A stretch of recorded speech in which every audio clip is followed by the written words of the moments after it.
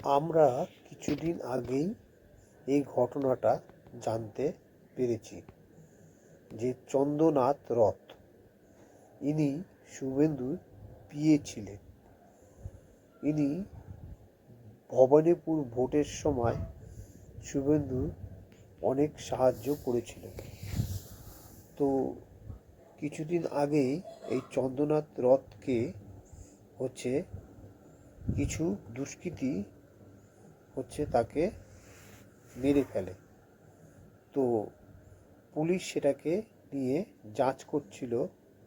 ইতিমধ্যেই খবর পাওয়া গেছে এবং সেখান থেকে পুলিশ 3 জন দুষ্কৃতীকে ধরে নিয়ে আসছে। উত্তরপ্রদেশে থেকে সেই 3 জন দুষ্কৃতীকে ধরে নিয়ে আসছে। আজকে তাদের কোর্টে চালান করা হয়, তারপরে তাদেরকে 15 দিন পুলিশ হেফাজতে দেওয়া হয়।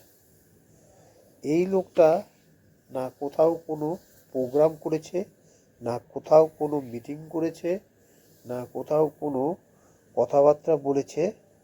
একটা নির্বোধ লোককে এরা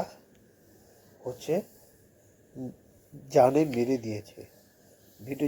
ভিডিওটা যদি ভালো লাগে তাহলে পরে ফলো করুন, লাইক করুন, কমেন্ট করুন, শেয়ার করুন। Thank you.